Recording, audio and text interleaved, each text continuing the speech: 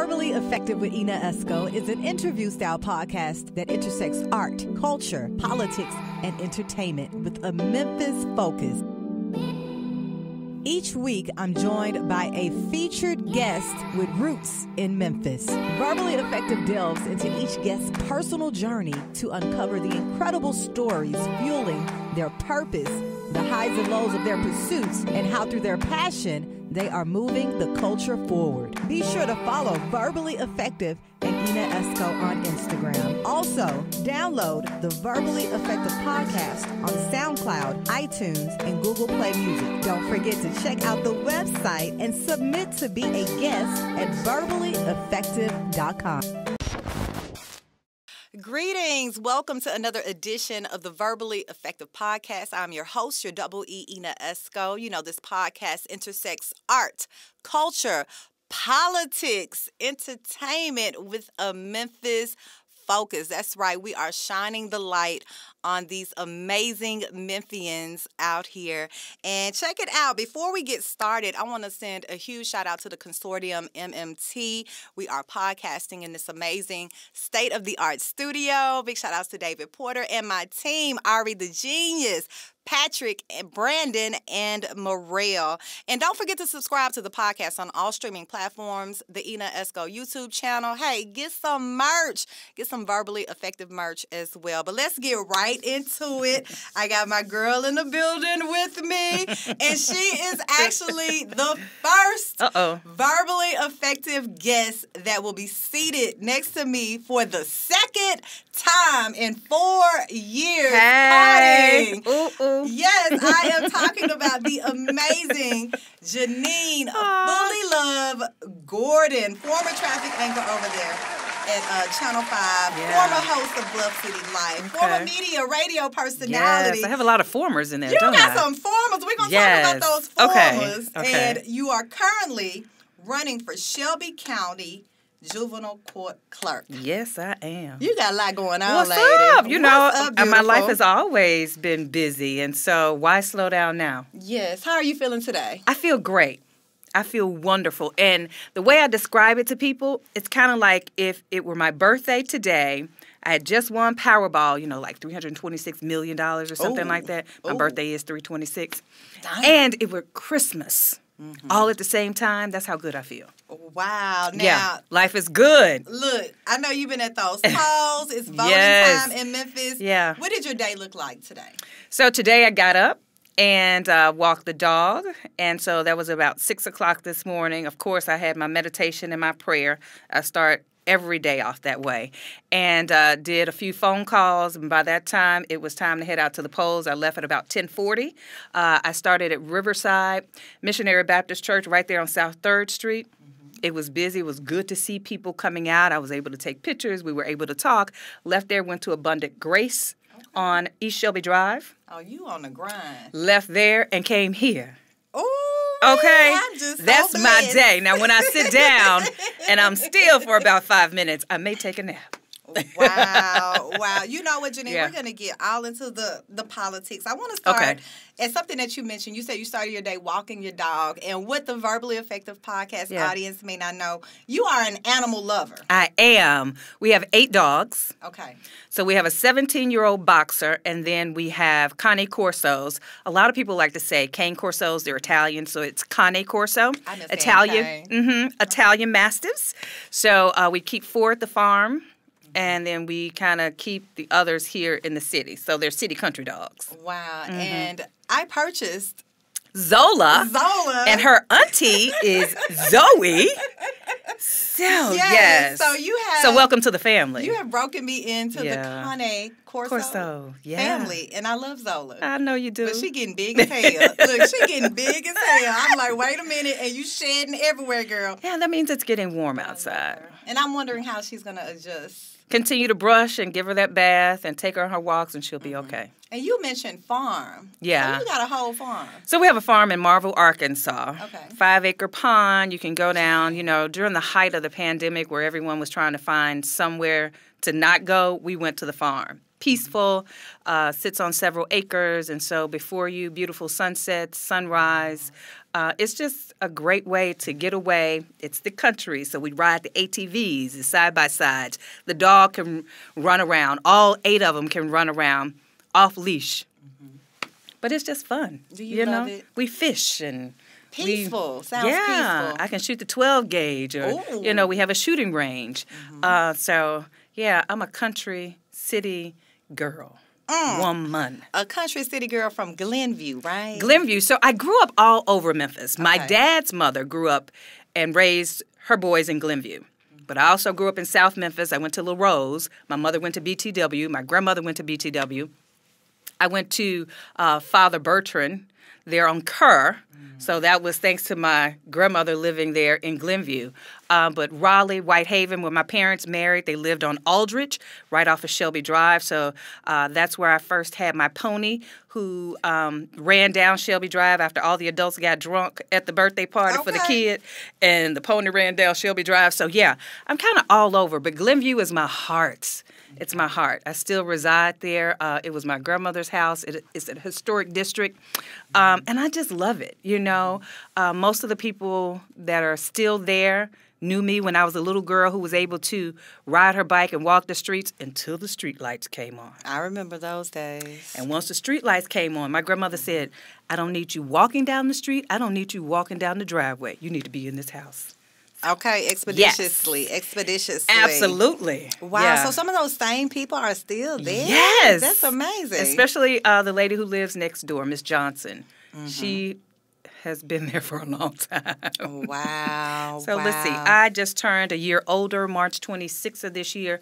So I believe Miss Johnson has been there about 48 years. That's amazing. And it speaks to, Memphis and the Memphis culture and, people just wanting to preserve what they have. And that neighborhood is really thriving. It thrived 40 years ago when my grandmother moved there, but it is really changing. And a lot of people, they can't go over to Cooper Young or Midtown, and now they're heading over to Glenview because it's still, Midtown-ish, South Memphis-ish.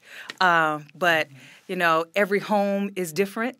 They were built anywhere from 1908 to 1928, and so Nice we homes, love it. Yeah, yeah. Roomy homes. Exactly. I got basements. Hardwood floors. Basements. Basements in some of them, absolutely. Yeah. Wow, So I love wow. Glenview. Okay, so Janeen. Yes. When Ina. I first met you in radio over 20 years ago, you were Janeen Gordon on K97 Morning Show. Yes. And, your career in radio has matriculated. You even, transitioned into news. I did. And now you are getting into politics. But I said when I met you, you were Janeen Gordon. Uh-huh. So now I know on the ballot it says Janeen Fullilove Gordon. So why is Fullilove up in there? Well, first of all, my mother is Janice Fullilove, the current juvenile And I don't court think a lot clerk. of people know that. Yeah, maybe not. I know the Commercial Appeal did an article, and there were several people, former Congress people, who called and said, I did not know Janice was your mother. And I'm going, really? Where have you been? Right, because I knew that. But yeah, she's been my mother my entire life, all 50 years. And Emory Gordon is my father. I have a mother and a father, a Fullilove and a Gordon. Boom. And I put them together. On Facebook, I'm Janeen Ramel. A lot of people said, oh, when did you get married? I didn't get married. My middle name and my mother's middle name, Ramel. She is Janice Ramel. I'm Janeen Ramel. And there you have it. Boom. That's it. There it is. Now, speaking of radio and TV, do you miss it? I miss radio. Television, I enjoy television, but my first love was always radio. And I think that will always be, that little space in my heart and maybe in my vocal cords for radio. I liked television, and I enjoyed it, but it didn't show a lot of my personality until I created Bluff City Life.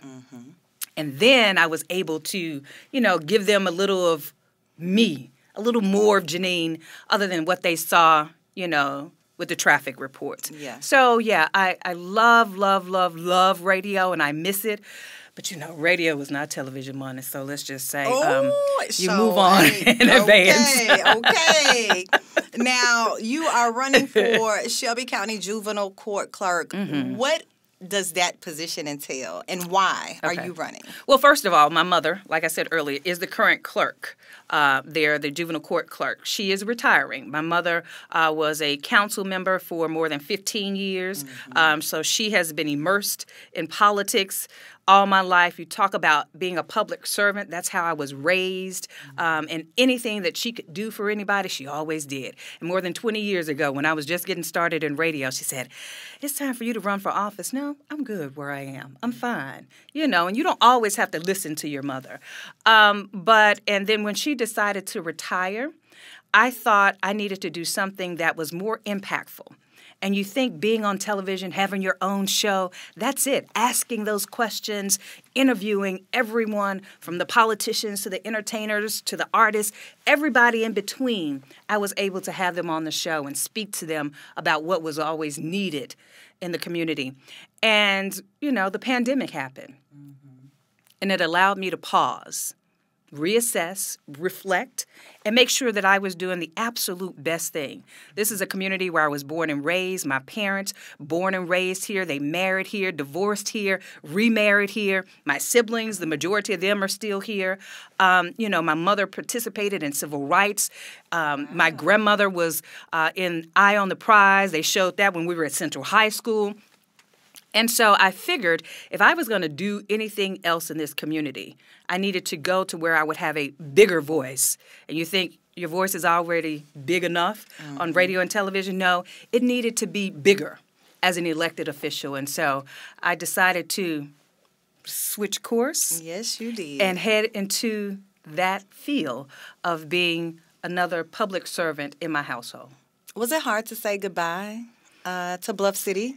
It's so hard. No, it wasn't, because I was making the right choice for me and for those in the community, so it wasn't hard to say goodbye. I missed some of the people there, but it wasn't hard to say goodbye because I knew I was doing the right thing. We enjoyed you on Bluff City Live. Thank you. And I agree, your personality did come out. Yes. Yes. And you want that because, you'll want, the city of Memphis and who you're catering to, your audience, to know more about you, And one thing for sure, if they didn't know anything else that happened on Bluff City Life about me, they knew I loved to eat. Okay. I love to eat. You see all this extra? Girl, you look good. You look good. You see all this extra? Girl, extra's good, honey. Extra's good. Now, I like it sometimes until it's like, ooh, no, can't wear that dress, can't wear that shirt. Look, the pandemic put a lot of extra here and there. Hey, help me, Lord. But we back outside, so the extra kind of slimming down. I'm getting tanned and everything. Yeah, it's a campaign tan. Yes, it looks good on you, honey. Thank you. Now, tell the audience, what is the role of the Shelby County Juvenile Court Clerk? Okay, so it sounds like it should be all about children. Because juvenile is in there. And it stands out. Yes. It is not all about children. It is an administrative position.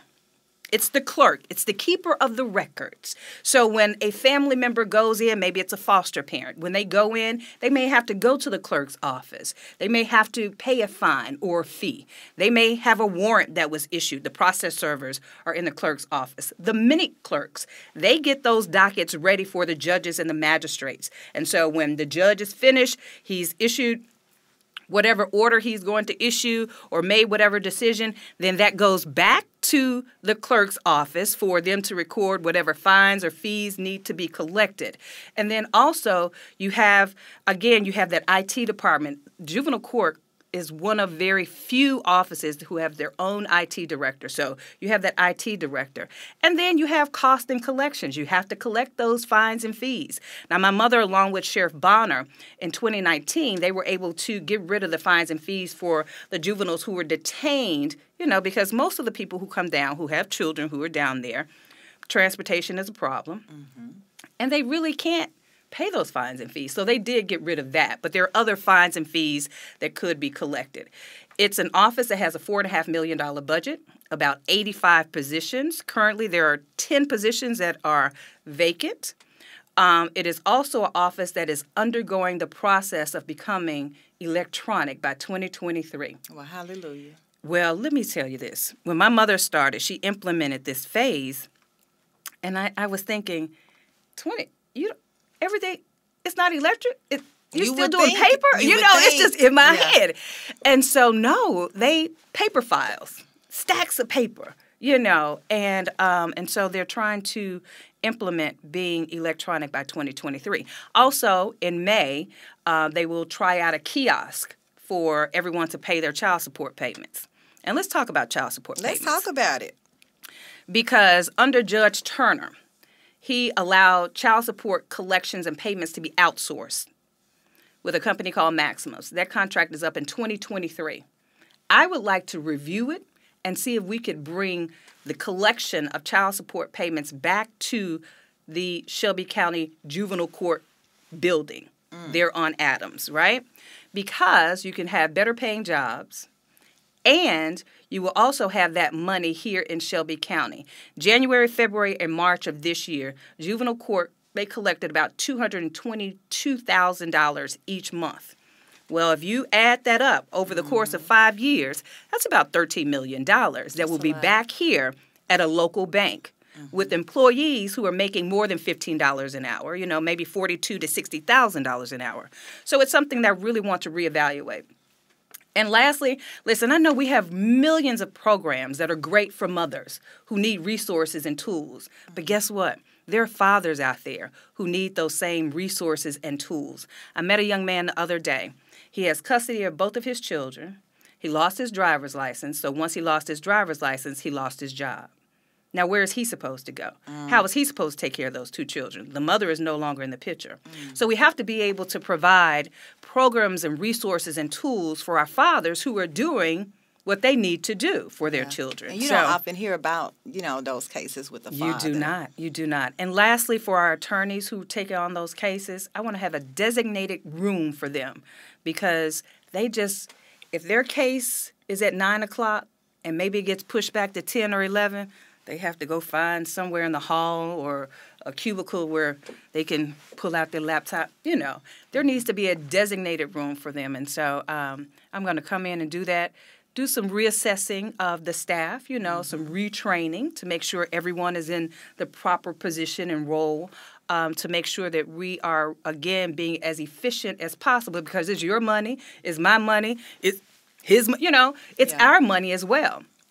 Because part of that budget comes from the state, but the other part comes from each citizen here in Shelby County. And so I want to make sure that I'm understanding that our money works hard and you don't want it to be wasted. And so there we have it. It sounds like you got a solid plan. And I do. You know what? You brought up quite a few things I didn't even know about this position. Yeah. One thing I do want to know, how long is the position? 4 years. 4 years. Okay. Yeah. So you'll be, I'll be in there for 4 years. And then we're going to run again. And then we're going to keep it moving. Well, you never know, I've gotten struck by the bug. So, okay. There's no going back to television or radio. Elevate. So who knows? Yes. Mayor Janeen. You can put it out there. Go ahead. Okay. We have mayor aspirations. You just never know. You just never know. Okay, I can see you doing that as well. I can see you doing that as well. But we are going to concentrate on being the absolute best juvenile court clerk administration this county, this city has ever seen. Wow. You mentioned them folks still using the old antiquated system. Yes. And another thing, and I know many of the employees down there, my mother came in and gave everyone a raise at juvenile court clerk's office, right? So they call it the fully funded Fullilove. Because a lot of people aren't making over $40,000. Wow. And so you want to be able to say thank you, but I want you to also be able to afford, to live. Yeah. And so you want them to have a livable wage. And I know they work for the county government, but, sometimes as a clerk you can push for additional raises. And I heard you say that you're going to reassess the outsource of the child support payments. Why did they outsource it? It was supposed to be a lot easier, and the process was supposed to be streamlined because, If you hear from parents 20 years ago, they weren't getting their money, and it took them forever. Well, I hear the same thing with Maximus. I spoke with a woman the other day. She has a foster daughter who's been with her since the child was 3 months old. The child is 14 years old, and she has yet to receive any child support payments. Baby. I know, right? Wow. Wow. Well, you have your work ahead of you, hon. Yeah, listen, I've always been up for a great challenge, but when the challenge is something that is going to be rewarding for families and those children, then it's worth it. Yes, it is. Yeah, it's well, worth it. Janeen, you got my vote. Thank you. A lot of the Memphis community Yeah. is supporting you, of course. And, I think we're in early voting still right now, right? Early voting is underway, and it goes through April 28th. Okay. And then Election Day is May 3rd. This is the Democratic primary. So once the winners come out of this, then it's time to go into the general, August 4th. You'll also have all of your judges who are only up every 8 years. So you'll have your judges, and you'll have your juvenile court clerk on the Democratic side going against the Republican. Okay. Yeah. So I know you've been out there on the campaign, getting Yes. tanned I up, know, girl, ready. I think I got burned a little today. How can we I put up support? enough sunscreen. Girl, you good. You good. How can we support your campaign? Well, first of all, you can go to JaneenGordon.com, JaneenGordon.com. Volunteers, poll workers. You can sponsor a poll worker. You can donate to the campaign because moving out of the primary, we have to go into the general. So those signs, these push cards, paying for billboards, paying for those poll workers. It takes a lot to run a campaign. It really does. It takes a lot of money. It takes a lot of your time. You are leaving your family a lot of the time. You're on the phone. You're in a meeting. You're going somewhere else. You're attending a fundraiser. So, your family takes the brunt of it as well. They sacrifice a lot, for you to run. And so I hope that everyone who is behind me, however small your donation is, it's never too small. You can donate up to $1,600 as an individual. Okay.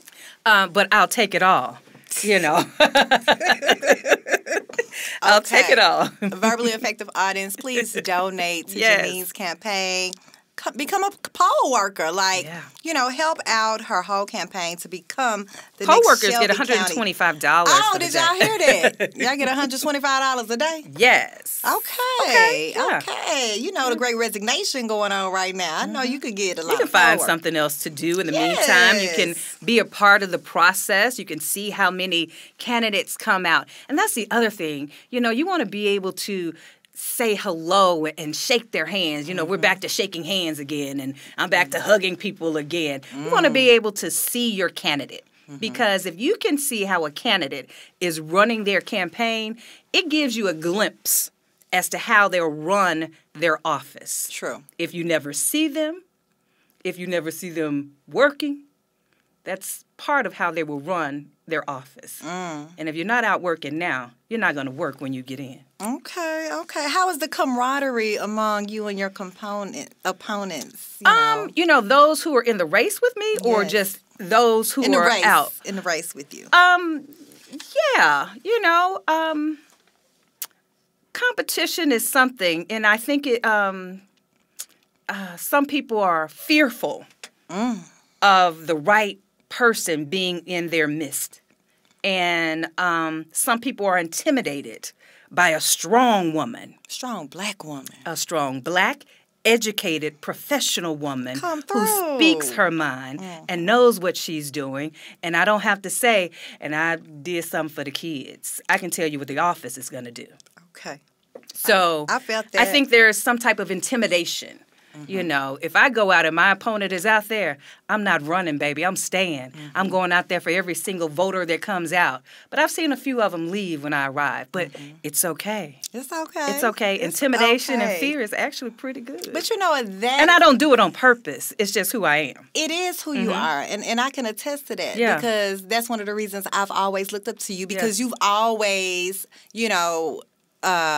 stood your ground. You've always, had an opinion on things, especially as a black woman, especially in radio, right? Male-dominated industry. you were the one in the meeting saying what you had to say, speaking up to the program director. And, I could think of only so many black women or women in general that did that. Yeah. So, well, if we don't speak up for you. ourselves, then when you do get in a position to help others, then they're going to question if you've never been able to be vocal about something. True. If you've never been able to help somebody and pull somebody up along the way, how can you help me now? Yeah. So... yes. That's where we are. Carry the torch, honey. Well, Janeen, we about to have fun. Okay. Now. Okay. I thought we were having fun already. Hold on. Fun, okay. It's about to get a little spicy. We're about to do a little Memphis trivia since you're a hometown Memphis gal. My gosh. Okay. Shout outs to Ari the Genius who suggested lovely segment to the show. This is actually a new segment. I think I'll move forward with some of these trivia. Okay. Let's see how good and how well. Lord, I think my hot flash is going to start kicking in. Okay. No, I think you got this in the bag. Okay. So Memphis is known as the blank capital of the world. Memphis is known as the blank capital of the world. Give me the blank. I know we were always called, the city on the bluff. Mm-hmm. But when it comes to being the blank capital of the world... it has to do with what you love to do, what you used to love at Bluff City. Mm-hmm. Oh, eating? Mm-hmm. Are we known as the eating capital of the world? The barbecue! Oh, you food related. Okay. I'm like, what? Oh. Okay. Music and barbecue. Okay. Yeah. Ari, I'll get you for that one. Get her for that one, honey. Get her for that one. The barbecue capital, yes. Now, I did get this offline, so some of the information is a little dated, but I do like some of these. Well, I'm a little dated myself. Okay. Okay, so next question. Okay. I know you know this one. What was the first African-American formatted radio station out here throughout the Mississippi Delta? WDIA. Okay, WDIA. You got a lot of history with WDIA. I do. Bobby O.J. hired me. And, of course, my mother had a talk show on DIA at the time. And so when she would be out, I was able to step in and do her talk show for her. So DIA has a lot of history. My mother worked there for years, and then I was able to work there, and then I went on to K97. So, yeah, I love WDIA. Yes. Ooh. And we used to love how your mom said WDIA. Yes. Yeah, and she would always say, it's not W. It's not W. It's W. Yes. There you go. See, you got it. See, I got it. Okay, last question. Last trivia this is the last question. One? Okay. This is the last one. I got a 50 right now on my test because no, I got the first one wrong and the second one right. You about to ace this one. Now, this is a particular music artist. Now, he claims Memphis, but he is really from Millington, Tennessee. Justin Timberlake. Boom! You got that one. You got that one real quick. Look, let me give you one more. Just for added measure. Now, a lot of artists have come through Memphis to record, right? And Drake is known for recording in the studio. Bruno Mars is known for recording in this studio. It's a legendary studio in Memphis. Yes. I'll give you the first two letters, RR. Royal Studio. Boom! See, you know your stuff. I was like, know it.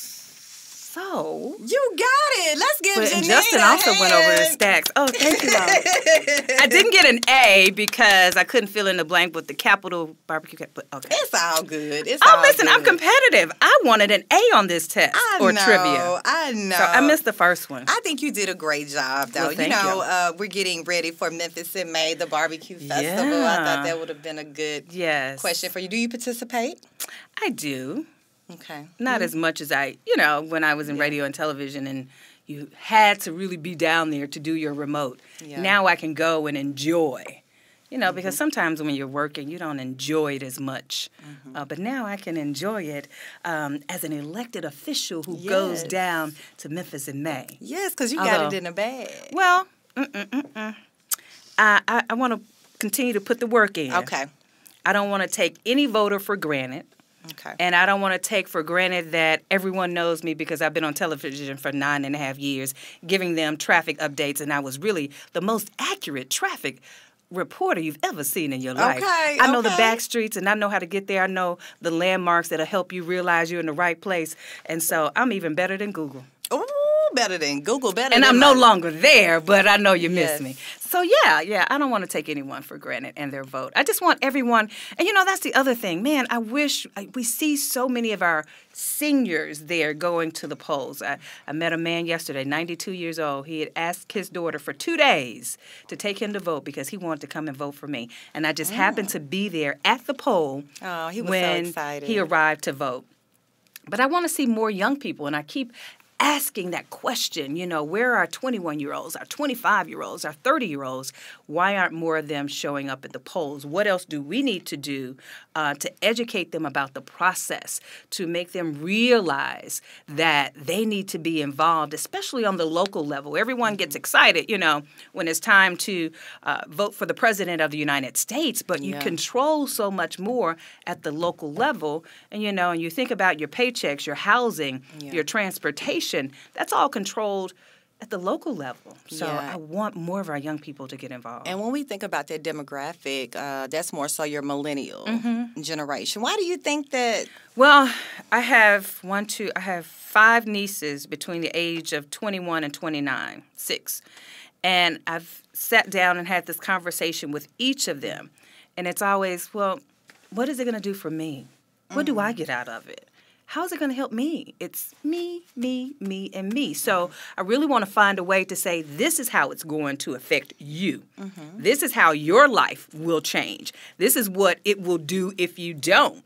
You want that paycheck to continue to grow. You want to go to school. You want the streets that you're driving on not to tear your car up. Okay. This is how it's going to affect you. Yeah. That rent that you're paying, if it continues to go, this is how it will affect you. Right. So, especially if this is a city that you want to live in. And any other city, it's going to depend on the local politicians and public servants who are there with boots on the ground and people on the ground to really help us all understand the process. Because there's still a lot that I learn on a daily basis just about the whole entire process of it, So my great-grandmother said to me, and I would always say it on Bluff City Life, if you don't learn something new every day, you can stop growing. And so I never want to stop growing. I never want to stop learning. So I try to learn something new every single day. And this process of being a candidate for juvenile court clerk continues to teach me that. Yes. Any last words for the people out there in the city you know of what? Memphis? And I think it was that, in terms of trying to have more and more young people engaged with the process, I think is something that once the election is over, we as elected officials, we as community activists, we as journalists should really get together. We as clergy members should get together and try to figure this out. They don't want the same rhetoric over and over again. They want something new. They want something fresh. And so we have to involve them in that process. And as I move forward, once my administration is underway, I really want to have a board for our young people to be able to express some of those concerns with my office and help us to continue to grow and try to understand some of their needs. Well, they that's need good. To be You're heard. making them a part of it because maybe when they're a part of it, they feel like they're making a difference. Man, I hope so. I hope it helps. I think so. so. We have to start somewhere. Yeah. And so I'm starting in the world as a public servant now, and I will miss the days of getting up at 3 a.m. in the morning to put on makeup, which took about an hour. No, I will not miss that at all. You won't miss that. No, I know you won't. I know you won't. But I will miss all of the viewers who have watched me over the years. Yeah, I think those same viewers are rooting for you. Yeah, they are. Yeah. And I'm thankful to each and every one of them. So, yes. Well, we're going to close out the show with a segment called Hey Man, Say Man. You ever heard that phrase out here in Memphis? I heard Maine. Maine. Okay. So when Ain't it Maine? Ain't it Oh, Maine? and my All in world Maine. famous Kylan, I miss him. And I miss Kylan too. 80 man. Okay, so he was yeah, Mr. I know how to do Dynamite. it. Yes. Oh my Yes, God, he I was. miss you. Now, this is a moment of transparency between you and the verbally effective audience. Okay. So, what I want you to tell them on Hey Man, Say Man, I want you to tell the verbally effective audience one thing that you are and one thing that you're not. Hey man, I am an educated Black professional woman running to be your next Shelby County Juvenile Court clerk. As a former journalist and radio personality, I am not a politician, but I am a public servant. You heard it, man, right here. Hey, man, she told y'all what was going on. Oh, my God, that is hilarious. Yes, right here on the Verbally Effective Podcast. So Memphis. This is a Memphis pod. So Memphis. I love it. Yes. Yeah. Well, thank you so much, Janeen, thank you for coming and sharing, breaking down what your role will be. Yeah. And tell them again, the website and how they can follow the remainder of your journey in this political space. Yeah. So Janeen Gordon, JANEEN, and I normally wouldn't look like this when I'm your clerk, but I've been out on the campaign trail, so I'm a little darker. The hair's a little curly right now, and I have no makeup on. She's about that life. But I'm about that life. So you can go to JaneenGordon.com. You can volunteer. There's a volunteer form. You can sponsor a poll worker. The poll workers, we need you, will need you May 3rd as well.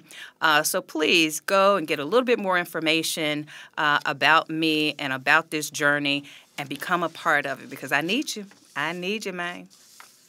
I need you, man. I like that. Thank you so much, Janeen Fullilove Gordon, for joining me today on the Verbally Effective Podcast. Thank you. Great questions. You did your homework. Yes. And I loved every moment of it. As always, Thank you. You know how we do, Janeen. Yeah, you know how we do. I wish you the best of luck on this campaign.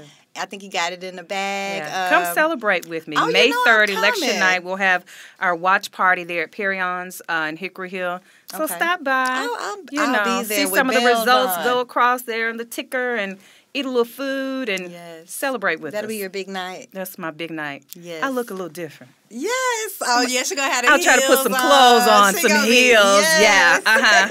Yeah, I'll go let son do my hair, and I'll find somebody to do some makeup for me and everything, so I'll be ready. Girl, look at this natural beauty you got going on. Like, come on. I'm kind of loving this tan. I feel like I've been fishing. Yes. I love to fish, so. Yes. If we are feeling temperatures like this already, what is expected for this summer? Ooh. Well, that's the thing, and I'm thinking, when can I go fishing? Because, I don't want to be out on a boat and it's 95 degrees. Oh, no, not out here in this humidity, honey. So for all my bass fishermen and women, we'll figure it out. We'll figure it out. We'll figure it out. And make sure you guys go ahead and volunteer, donate to the campaign for Janeen Fullilove Gordon, your next Shelby County Juvenile Court clerk. Yes. Yes. And thank you guys for tuning in yet again to the Verbally Effective Podcast. Make sure you subscribe on all streaming platforms. Check out the YouTube video on the Ina Esco channel. I'll check back in with you all next week. Thanks for tuning in.